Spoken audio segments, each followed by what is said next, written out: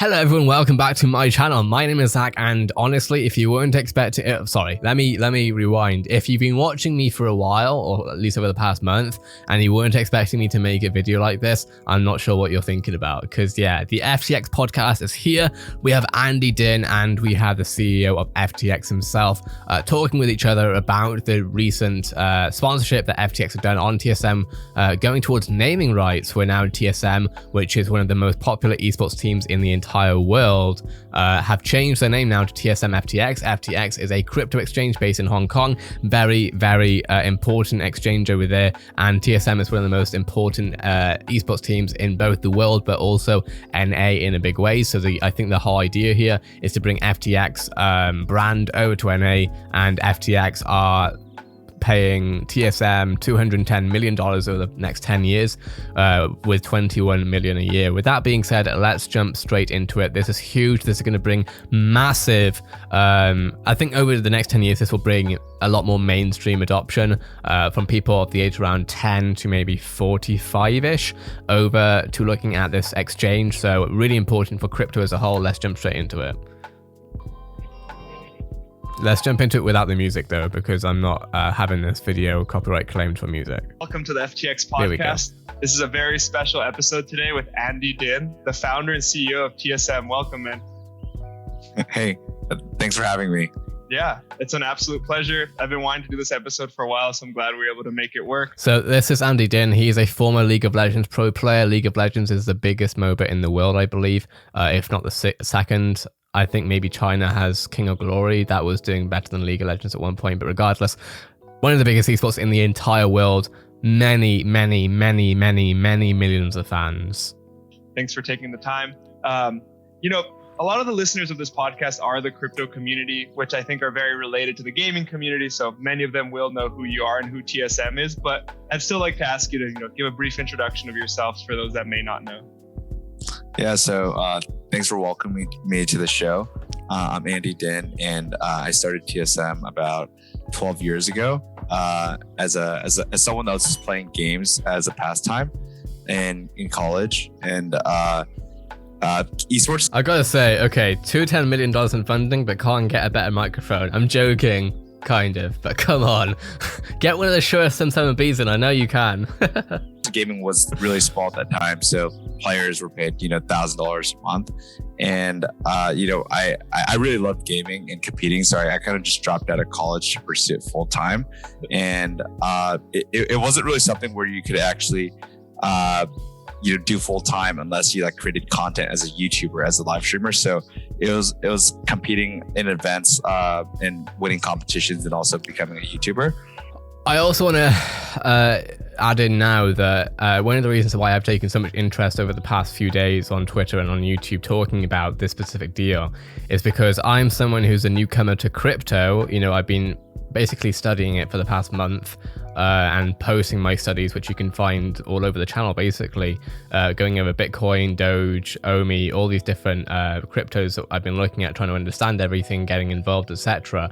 And my background is roughly around a decade in esports. Now, when I say that, I was a fan for the first 60% of that decade, right? From about 10 years, maybe not 10, maybe 11 years old up until about, now even, I have been massively crazed into esports. I've been watching all the tournaments from many games, not actually League of Legends, which is what TSM is most known for, but I'm so far in, and actually the publisher and developer for League of Legends, which is the main game that TSM have done so well in, really. I actually work with them on Valorant a little bit as far as creating content for the game, so yeah. But I did that for a good 3 to 4 years until I built up a good enough base to really invest into building out the team across various different games. And, to give a sense of scale now, players 10 years ago used to earn around $1,000 a month. Now, esports players can earn millions of dollars on an annual basis. So it's kind of wild. And then back then we used to play in theaters with 50 to 100 people that watched us. Small little events. Now, the Staples Center, Madison Square Garden, they're all sold out within 5 minutes when there's a competition there. Yeah, the times are changing. That's wild. I mean, and that's really cool that you got to play a part in this story that changed all of this, right? Because it wasn't just looking from the outside. You were a core player in all this. Exactly. Yeah, I mean, I did everything from cleaning gaming houses to competing for 4 to 5 years to being a coach to sales, marketing, content creation, filming with the phone. So all the above, but it's really exciting because I really got to participate in gaming's growth, esports growth, and like the creator economy, right? Where now people are using social media as a full-time job. And so I think esports actually intersects really those three verticals. Yeah, that makes sense. I'd like to go back in time, actually. Well, I think one thing you said is pretty funny. Like, you know, how you were describing all these different things you've had to do. I think that's the real founder. You know what I mean? The real founder does whatever needs to be done to get shit off the ground and just goes for it. So kudos for that. I'd like to go back in time, though, Andy. How did you start gaming? Why did it become a thing for you? Where did that begin? Yeah, so surprisingly enough, right, gaming is like, I would say in a sense, like a really nice hobby and a really inexpensive hobby. So I grew up probably low income / middle class, and I got introduced to gaming by my brother. And I think it was really early on. It started off like Neopets, and then like when we could finally, like during a Christmas, right, we would all ask for one gift versus everyone getting us very small gifts. And so it started with an N64, playing Smash Brothers and playing Neopets, and then kind of just becoming more and more hardcore into gaming as gaming became better, right? Like the gaming industry grew, so people invested more into higher quality games. But more or less, I started at a really young age, and it was influenced by my brother Dan, who started TSM with me. Got it. And what do you think? Well, okay, actually that makes a lot of sense. So it's like sort of this older brother influence as well, where you want to sort of replicate what they're doing. But was that also what sparked sort of your love for the game? Because I think like for real hardcore gamers, there's something else there, right? Like something that pulls you into the game. Do you have a sense of what that may have been when you were young? Well, it had like, we're really competitive by nature, at least within my family. And most people like 10 or 12 years ago used to think of gaming as antisocial. Like, why be on games when you can actually be outside playing, some sort of sport, right? But the interesting thing enough is I think gaming is actually really social. And it's something that you can do together with people in your family, or you can do with someone anywhere around the world, right? It really connects people like cross-continental online. And I naturally gravitated towards that piece is because my siblings were so much older than me. Like, to give you perspective, my brother is 6 years older than me, and then I have 6 siblings, but we're all 3 years apart, right? And so it goes as far as like 15 years apart. The one thing we can really realistically do together is gaming, because it doesn't bound you by height, strength, weight, or whatever that is. So I could relatively be a 6 to 9 to 10-year-old and still compete on even footing, at least not on the intellectual side with my siblings. But if I were to do like wrestling with them or baseball or basketball, I would get dunked on. And so I think I really gravitated towards that. And I think that's really special. So that was what was really exciting to me. Otherwise, like if I did anything else, I would lose my siblings for sure. That makes a lot of sense. And I totally agree with you how like gaming just connects so many people, way more than people that don't game understand. Like I grew up, I played way too much RuneScape, like way too much RuneScape, but I was like making friends all around the world all the time. No one understood that. They're just like, why are you on your computer all the time? It's like, no, I actually have this huge network from this. So there's something special there. Do you think, what was your sense with like gaming though? So you were playing against your brother. I love right? how much passion and enthusiasm he has for this, because oftentimes when I say esports owners talking to people outside of gaming, they're sort of like gaming with like a monocle on, like, thinking. But he clearly gets it. Still like kind of friendly, still, just family competitive. At what point did this start becoming more of a core part of your life? The thing is, it was never friendly, because like we have like the toxic like family culture where like we're super competitive, we make fun of each other. So it was never friendly, but we played a various different games from World of Warcraft afterwards to like all sorts of MMOs. And honestly, I learned a lot. Like playing RuneScape, right? You have to understand financial literacy. Like if you spend too much money, you won't have enough gold for other items, right? And you have to farm, you have to manage your bank.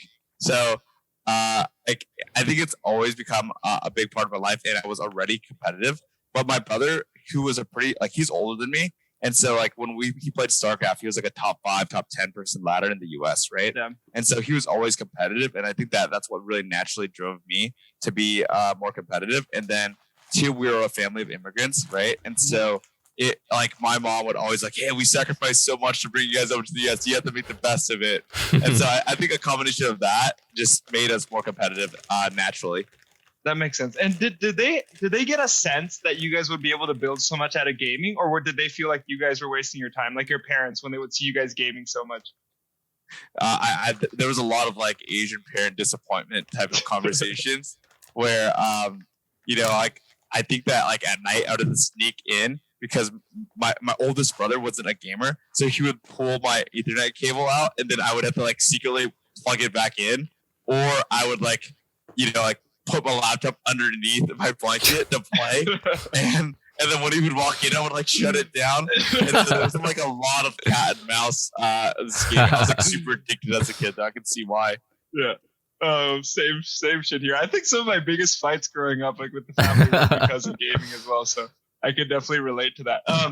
So at what point did this go from this, not fun and friendly, very competitive home environment to sort of like competing outside of the home? Yeah, so it was a long process, right? But I think it was when I was 17 and we started playing League of Legends, and we played League of Legends really early. There was like 100 people that played, and then within like 2 years, like 20 million people started playing, 30 million people started playing, and so really quickly we started going and playing like little small events, like maybe a few hundred people. Mm-hmm. I think that was early, like 2010, 2000, I had to be 2011 actually. Well, between 2011 and 2013, after the first event, right, Riot Games was like, wow, this is like This makes me feel so young because I feel like, okay, so let me give some preface on this. So I run a channel called Valorant Hub and other gaming channels as well that do many sort of millions of views over whatever, and there's a lot of young audiences also pick up this stuff now, and so oftentimes when I'm talking about stuff I feel like really, really old because in the community I am like there'll be 16-year-olds, 17-year-olds, 17-year-olds, 18-year-olds, etc. And I'm in my early 20s, right? But personally I was still like doing nothing, i.e. playing video games with no like esports in mind really back in 2011. Like that was when I first started getting into like controller games like on multiplayer like Call of Duty and Uncharted and stuff. So hearing him talk about the fact that they were doing events when I first started gaming, or at least playing competitively, I feel like a noob. Really big thing. We started seeing viewership spike from like 20 people watching on the live stream to 20,000 people watching live. Yeah. And so just really quickly, there was like events on a monthly basis where we'd fly around the world competing in Germany, to just all over America, really. And you were still in high school here? No. I actually dropped out of high school and went to college early. Mm-hmm. And then I, within a year and a half, I dropped out of college too. But it was really interesting in the sense because early on when there were events, the flights to events would actually be more than the prizing. And so we would have to like crowdsource to go to these events for our fans. And then they would fly us there. And if we took first, we would almost break even. So a lot of it was just purely passion versus, trying to really build a business at the start. It's really interesting how, a lot of these really powerful industries that we're seeing nowadays too, because they seem to develop a lot quicker, do come from these initial core, very passionate groups of people. Because I think the same thing in crypto, like at the beginning, no one believed in crypto. There wasn't really money to be made in crypto, but all these guys were like hosting their Bitcoin nodes and kind of just really buying into the story of it. So that's an interesting parallel there. I'd be curious to hear, Andy, how did you find out about League so early? Because as you were saying, like when you first got started, there weren't very many people playing. Yeah, so I was a hardcore Dota player. I played for, I think, 5 years during middle school and high school. And I was like a pretty high ranked player, not someone really well known, but I got to play in matches with the. So those who don't know, I don't know if Andy's going to speak on it. Dota is also a MOBA, which is in a very similar type of game, basically, to League of Legends. It did really well, but League of Legends ultimately took over, basically. Some people are going to get annoyed at me for that, but it's not up to me. I'm just observing. Time being 11 years old or like 12 years old, getting to play with pro players that were making $1,000 a month was like insane. Like my eyes would light up. Like, I can't believe I'm in a lobby with this guy. This is crazy. And I would work really hard to get into a lobby with pro Dota players, and then I would get smashed, and then they would kick me out of the league. And I would have to try really hard again to get back into the league. But League of Legends at that time, my cousin signed up for a couple alpha keys, and he gave me one of the keys, and that's really how I got into League of Legends. Nice. So then, fast forward a little bit, you're traveling, you're starting to do these competitions. You had dropped out of college, I'm assuming, around this time. How did the progression go from there to you? Was it like, did you have a clear sense that you were going to build a business from this, or was it just this pure passion driving you that helped mold everything after? Yeah, so being a pro player just did not make sense from a financial perspective. So I started to do YouTube, right? I don't know if you know who Ryan Higa is, but he had like, he was like the biggest YouTuber at that time with 2 million subscribers. That was when YouTube was small, where not even close to where it is today, right? And so I had to live stream. I had to become a YouTuber, and it was really interesting because like the average video CPM nowadays on like Facebook and Twitch, right? They sell at 25 to 50 CPM.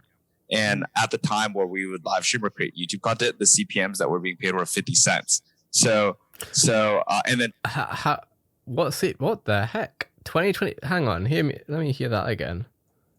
For create YouTube content, the CPMs that were being paid were 50 cents. And at the time where Facebook and Twitch, right? They sell at 25 to 50 CPM. 2025, bruh. What? How? And I'm baffled. Gaming doesn't make that much. I mean, most gamers I know are doing 7, 10 CPM at most. At most. I'm not sure where that came from, because like my business channel, this channel right now runs on like a 15, 20 roughly CPM. So that's interesting. And at the time where we would live stream or create YouTube content, the CPMs that were being paid were 50 cents. So and then traditional like television, it was like 50 CPM plus, right? And so like we had like this large audience that was watching us, and I just started live streaming, creating content. And I also started a blog, which was called like on blogger.com. And as League of Legends grew, millions of people started to actually visit our blog to watch us, and that's kind of how I as soon as that blog hit around, I think 6,000 to 7,000 a month was when I actually just like quit college and went full time. But I was doing both at the same time, and then quickly after that, I actually created a platform to make it really easy for people to write guides on our own platform, and that grew from I think a few million page views a month to like 50 million page views a month. And so I think at that very point, 12 months afterwards was when we were like, wow, we're actually onto something. We could actually, we could actually make this much bigger. That's really cool. Okay, so that makes sense. So you kind of left college once you had already set this foundation on the outside. What did your parents say? You're like, guys, I'm going to drop out, go full-time gaming. At this point, did they see what was happening already? Did they support you, or was it still pretty difficult? No, I think they were really shocked, right? Because I think the goal was like, hey, like let's go to America, and then like all of our kids either become like teachers, doctors, or lawyers, but like one of those things, okay? And then I'm like, hey guys, I have this gaming thing going on, and I think that I could generate give me 1 year. If I can't generate as much, if I can't make 70 to 80K a year, then I'm gonna go back to school. So that was kind of like the idea. But my mom is like super supportive. And I got a single parent family. My mom was super supportive, and so she just gave me enough money to start the blog and everything. But they were really nervous for sure. That's awesome. Same here. Grew up with single mom. Moms are fucking super supportive though, right? When you like actually show them that you care and you have a dream about what you want to build, that's really great. Yeah. Okay, you got this thing. You can start getting 50 million page views. Things are starting to blow up. People see you through YouTube. You're creating this name for yourself. Solo mid existed already at this point. Yeah. Yep. It was named after the position I played. I was a mid player, and so we named it solo mid. Makes sense. How did this go into growing the team then? Like, where did this go from you and maybe your brother to all? I just can't believe that one of the biggest esports in the teams in the world is called Team Solo Mid because he used to play mid as a solo player.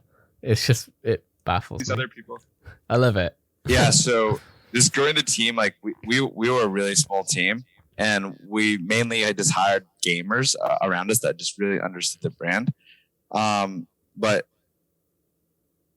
just early on in the days, I had no idea what I was doing because no college experience really, and no work experience, and so I think the whole entire brand really just grew on the back of us making really funny and fun content, right? It was a combination of being like a really competitive team, and then like there's videos of me rolling in puddles, or like very YouTube like content, like wearing trash bags and like in public just to get a reaction from people, right? Yeah. So like there's a 17, 18-year-old kid just making funny YouTube content that would get people to laugh and to be engaged. And that was the type of content we made, and then eventually we became more and more professional because we weren't like a group of guys. We had like a accounting team, finance team, and like really grew our sales and partnerships. But it was like a really slow 3-year process. We focused much more on the product, which was expanding teams out to various different games, than actually like building the business infrastructure behind. And we didn't really focus on that until I actually retired as a player. But I was running the business and acquiring like other media websites while I was playing. But I would say like I was probably playing like 10 hours a day and then working like 3 to 4 hours a day to build the business. Yeah. Because like as an esports athlete, you kind of have to play all the time to keep up. Just because everyone else is putting in that much or more hours, right? And if not, you fall behind the curve, or what is it? Well, uniquely to esports, what's really different from traditional sports is that in traditional sports, because you have like muscles, right? Like there's everything is set generally in sports. In esports, games generally survive on updates, right? And so if you're playing a certain character who has a certain role in a game, right? Likelihood is to keep the game interesting, the developer will change that character a little bit, and you've got to master how to change that character or how to play each character at pretty much any time if you want to be the best of the best. Returns to actually overworking out, right? You might burn out and hurt yourself within esports because the way the game is designed, publishers change the game every 2 weeks. And so imagine What did I just say? When you're playing basketball, but like the weight of the basketball goes from like anywhere from 0 pound, like 1 pound, to like 10 pounds, right? You have to really spend a lot more time adjusting. And so within gaming, it really rewards like spending a lot more time to master it. And so there's obviously like a component of skill and talent, but you have to hit like a certain amount of time threshold to really be good at the game. And so you just have to grind, especially in League of Legends. But it definitely rewards the time for sure. Yeah, that makes sense. And actually, I'd love to touch on that a little bit more about sort of the discipline it takes to be a professional esports gamer. Because I think even it's starting to fade, but I think even today, people sort of are dismissive of professional gamers. But in my understanding, there's a ton of discipline and hard work that goes in on the back end. Is it just this hour thing, or are there other things as well that you need to sort of have in your framework? Well, there's a lot of that goes into it, right? Because there's the like mechanical skill, right? So you have to be really on point with where you press and click. But then there's a lot of different situations that you have to have anticipation for. So like, if you were to compare it to chess, right? There's a limited. There's obviously more scenarios. That's where it requires like a computer to win. But like, depending on if you're playing a team game or not, it requires a lot of communication and leadership within the game, and a lot of quick, like fast decision making. So I think that it's just different, right? But I would say that it's something to be really proud of if you're a good gamer, because it's like specifically League of Legends, there's 100 million people that play, and a lot of people that want to go pro every single year. So I just think that through time, it's going to become even bigger, especially with how big mobile gaming is getting today. It's just something that people can't really dismiss anymore. Yep, I totally agree with that. And actually, something you touched on is really interesting, is that leadership aspect, right? Because unlike most sports, you have instant communication. I remember when I was the absolute nerd, right? I was the only person, or pretty much the only person in my school who took gaming content seriously, which is basically what led to what my job is today, right? Which is making content on YouTube and stuff. And I've been doing it for the past few years now, full time. But it's just mad because now it's like more popular, more obvious, more trendy. Like if I tell someone probably of maybe Gen Z, millennial, even Gen X age as well, that I make video game content for a living, now it's like, oh really, you're able to do that? Or like, as in like, oh shit, you made that happen. Whereas before it was like, oh wait, that's possible.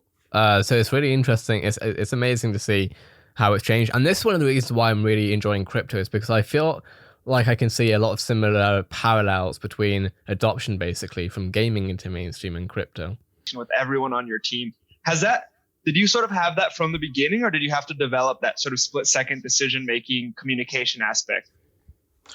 Well, I think that what a lot of people struggle with is actually communication outside of the game. Because the other thing about this, right? If you play basketball your whole entire life, or football, you kind of learn that type of communication, teamwork, camaraderie, really early on throughout your whole entire life, right? If you're playing sports at the age of 5, whereas I think a lot of these pro gamers, and it's very new, right?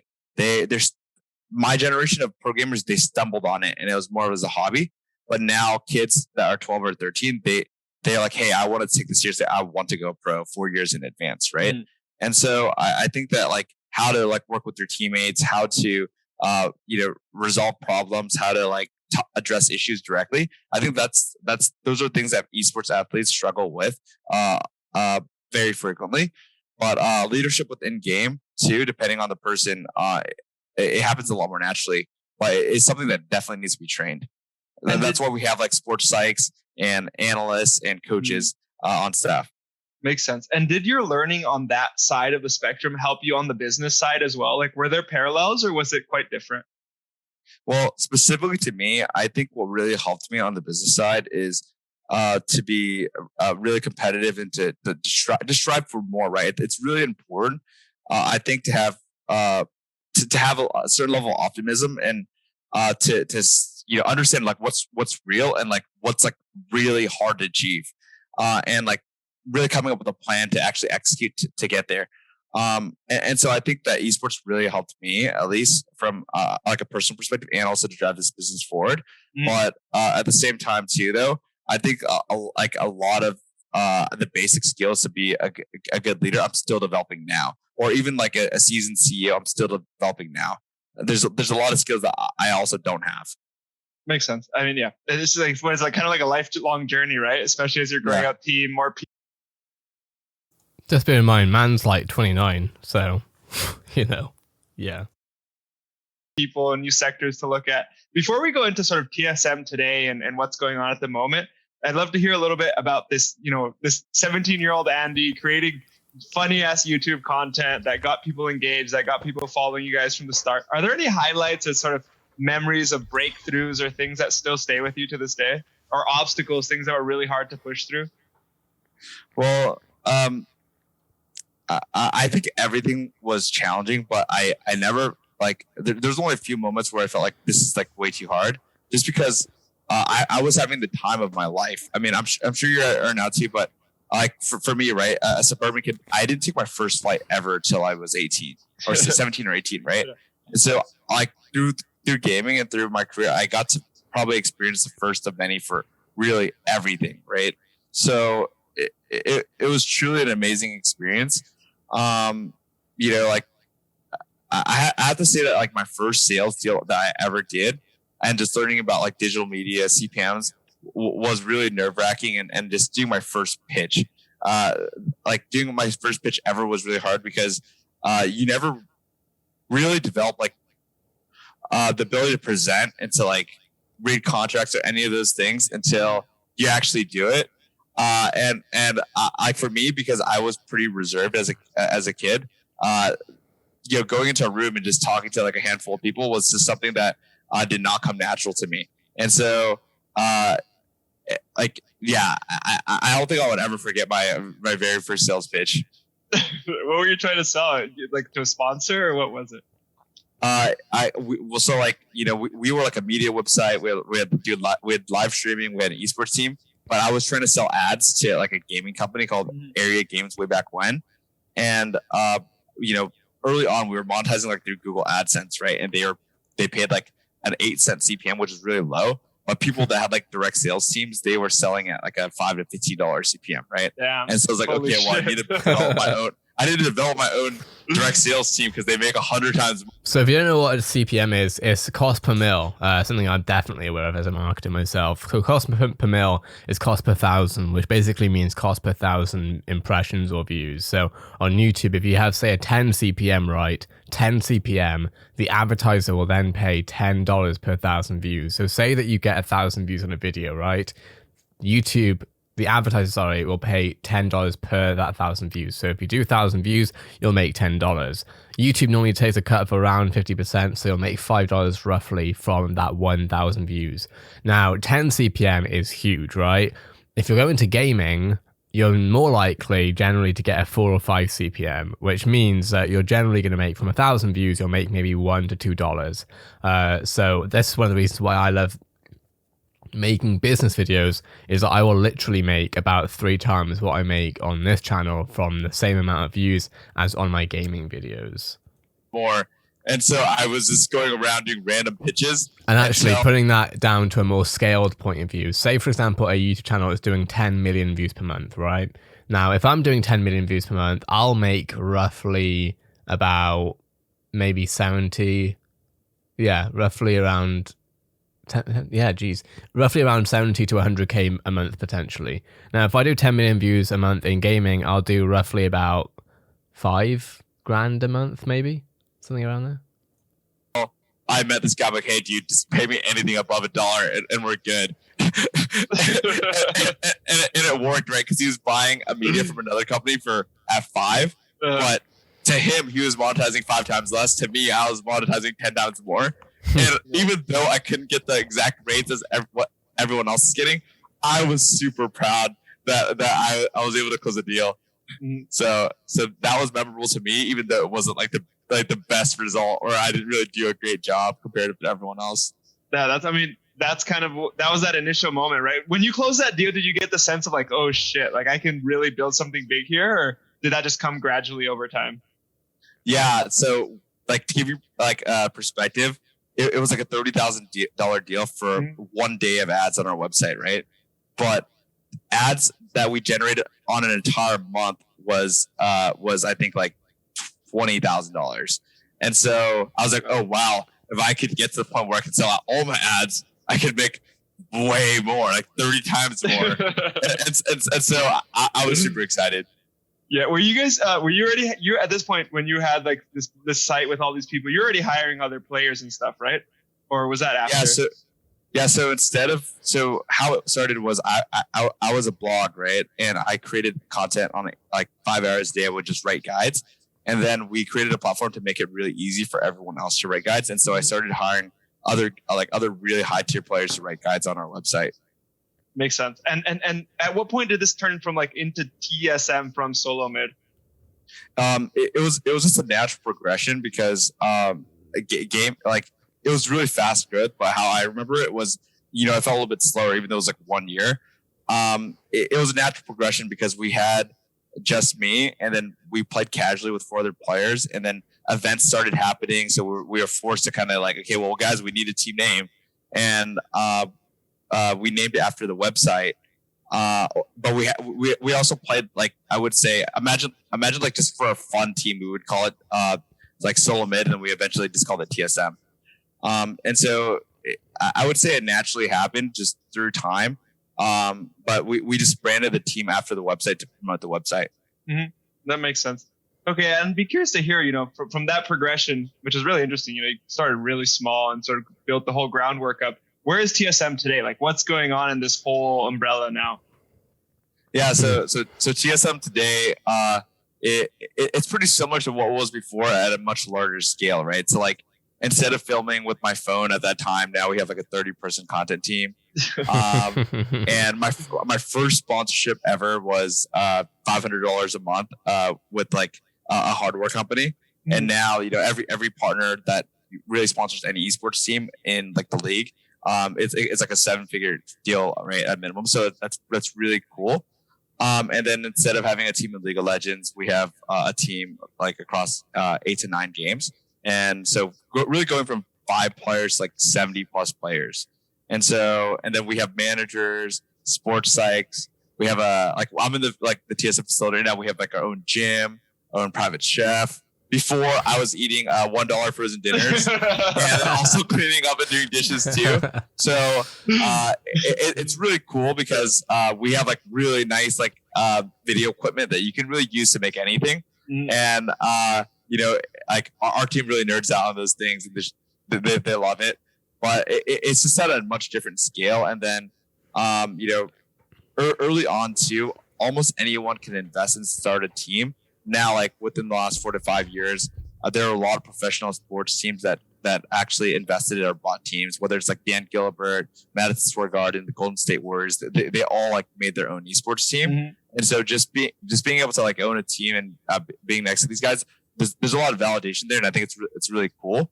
And that's been a few years now. So that's kind of worn off. But I thought like just being a part of every little phase and thinking back is like, whoa, I can't believe we're here. And to give more context, so like another team that rivals TSM is Gen G, and there are so many big names now that I can't remember all of them at this point, but like, Will Smith is part owner of Gen G. Gary Vaynerchuk, CEO and founder of VaynerX, is an owner, a minority owner, but an owner of Version 1. You have Stephen Curry, I believe, is actually an investor in a 7 or 8 figure round with TSM a few years ago.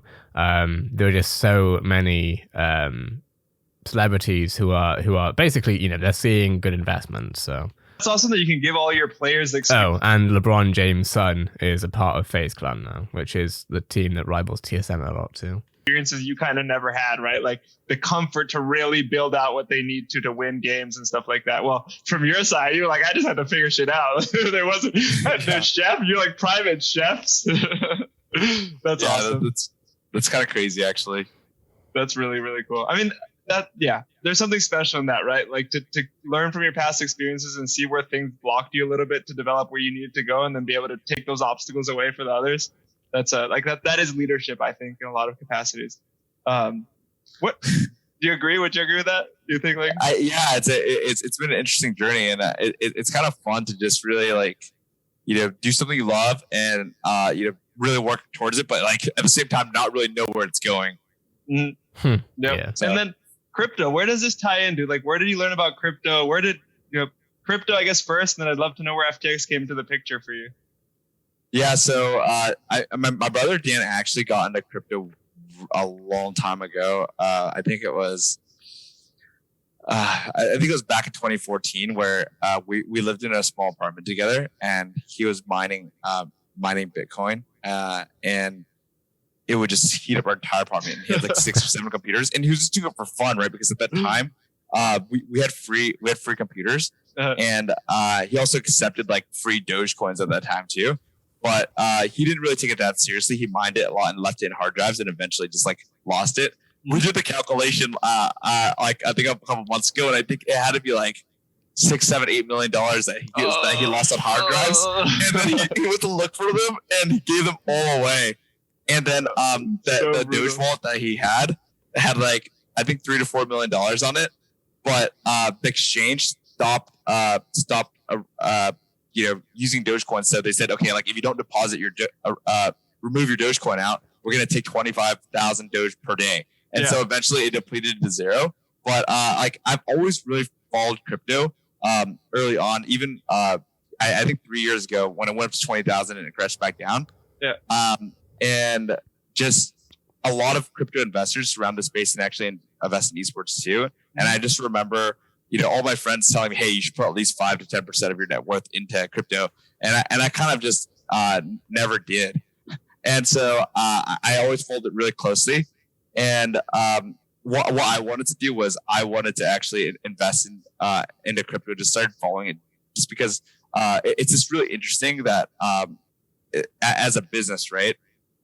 Because there's not that many spaces that have that type of scale this fast and also are focusing on solving like these larger problems.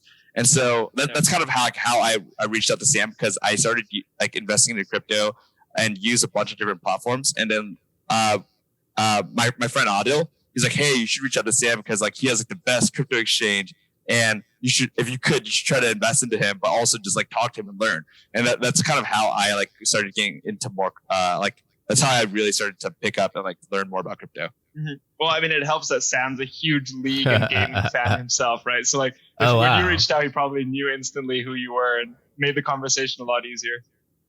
Yeah, I was actually really excited to talk to him because not often do you get to actually like meet someone that's like at the top of their industry where they're like, hey, I'm willing to teach you or like tell you like what's up with this industry. So I thought that was really cool. Yep. And I think what you were saying too just now is kind of what we were talking about earlier is that there's a lot of parallels between gaming and crypto in the sense of just like really explosive growth, something new that's coming with the present time, something that with the technology advancements is going to be intrinsically tied to everything we do. So I do see like how it made so much sense to you so quickly. Do you want to drop the bomb on people, Andy, and tell them like, I think the news may have come out, but tell them what's going on? Yeah. So, really excited about the big news, but we're going to become Tsmftx. We already have by the time this video is launched. And I'm really excited about it because it's a 10-year partnership. And what I'm excited for is 10 years from now, I'm going to be 40 and I'm going to look back and, obviously I can't tell future day now what's going to happen, but I'm really excited to see like what happens with crypto, how it helps the world, how it helps, from people just like borrowing money to get checking their credit score to all sorts of things, or like instant transfers. Because I would say like I'm someone that travels a lot, and it's kind of annoying to like go exchange your money, right? Or to call your bank up, unlock your card, and then to use it in a different currency. So like I'm just excited like to look back 10 years from now, like, hey, like here's a recap video, and like year 1, these things change in esports and crypto. Year 2, year 3, year 4, year 5, and so on. Yep. So that's what I'm really excited for is like year by year, remembering what we're doing and what's going to happen next, and then recapping it in the future. Yeah, that's awesome. And I'm assuming you're looking at tying sort of esports into the cryptoverse as well, right? Like making them more intrinsically matched industries in general. I mean, absolutely right. I think that what's really cool about this partnership is that our entire audience, they're digitally first and they're digitally native, right? They spend all their time on online. They don't really use the TV anymore. And I guess they use Netflix, right? That's like our generation of what a TV is now. Yeah. So I personally think that's really cool. And I think that there's just got to be a lot of cool activations that we can do together. No, I definitely agree. Oh man, even just a little bit of things we've talked about so far, I think are the tip of the iceberg, and we'll be able to really do some interesting stuff going forward. I only have, I guess, 2 more questions for you, Andy. Like, if someone wanted to get into esports, into gaming, and professionally in the industry, and maybe not as a gamer but other capacities, like what are good routes for people to get involved directly in the industry? Well, I mean, it's really fairly new industry, right? So I guess it really starts off with where they're most passionate about, right? Whether it's like player management or journalism, those are really different paths, or like on talent versus off talent, and sales and partnerships are social. And so it really depends on what entry point, because depending on the position, there are similar parallels and like similar skill sets that you can have outside versus inside, right? But like it's got to be up to them to decide. But I think that like the true quality that someone needs to have when entering a new industry is eagerness to learn. Just because like if you look at crypto or esports, it's really relatively new, right? Like there's only like so many years of experience, like just say 10 years of experience, right? But the last 3 years of experience in gaming, or I'm sure esports too, far outweighs the last 7, because there's things that just changed so much, especially when you look at crypto. Yeah. There's like DeFi and all these things that like are within the last year, then that becomes old. So I just think that anyone that's that's fairly smart, willing to work really hard, and like they're just hyper curious, I think that they can catch up super fast. And then they just need to look at like what their existing skill set outside of esports is, and then like kind of figure out where to enter. But once you enter, it's really easy to switch around. But like from your perspective, like would you say that the same about crypto, or like, oh my God, what's your perspective? You answered the same way people answer about crypto when I ask them that same question. So I think we work in very similar industries. It's exactly the same. There's still space for anyone with enough passion and hunger. And as you said, and that's one of the reasons why I'm not too scared of getting into crypto, right? You know, I just wasn't interested for the longest time,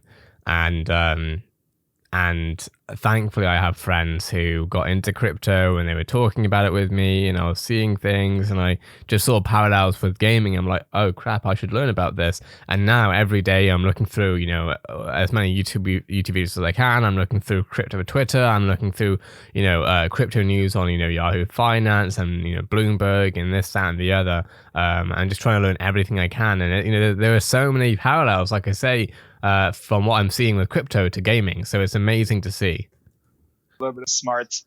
So I think that's great. I think that means we're in the industries we're supposed to be, right? Where the status quo hasn't come in yet, hasn't taken over, hasn't bricked it out to only those with certain pedigree. So that's the future, I think.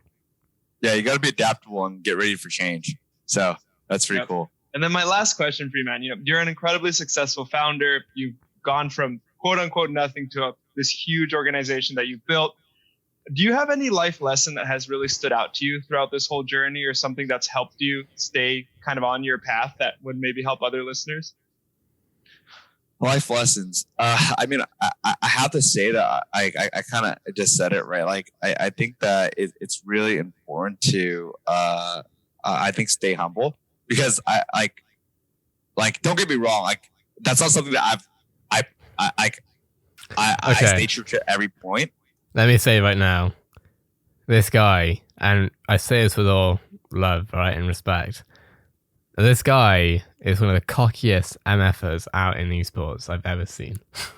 Now, that's not me hating on him, but he makes the esports news here and there, and whenever he does, it's about him getting into some sort of basically drama. No crazy drama, nothing terrible or anything.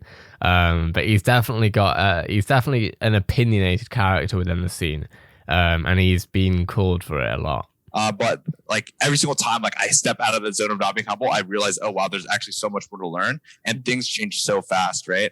And so I think that's really important, and I think that it's really generic to say do what you're passionate about, because then it's really easy for people to become indecisive.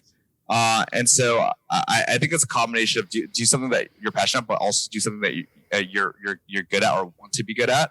Mm-hmm. And I think that would go a long way. And then I would say put in the time, because if you actually put in the time and truly put in the time and other people don't, then you're just naturally going to be ahead. But at the same time, not everyone is willing to put in the time, because balance is also important. Yeah. And so for my listeners is like really work hard and have a good time while you're doing it. That's kind of my motto and my philosophy. But like I naturally get involved into things that I'm really interested in and love, and like surround yourself with people that like influence you in a positive way. Because I think that like you kind of pick up habits around you that of people that you surround yourself with and respect. And so I think those things would really just help anyone down the road with anything. And those are things that I work hard to achieve. Awesome. Thank you. Yeah, I think that's really impactful to any of the listeners, to myself as well. So appreciate that. And thanks for coming on the podcast, Andy. All right. I appreciate them doing this. I thought he was talking with the CEO, but I'm not sure about that. I don't think he's the CEO.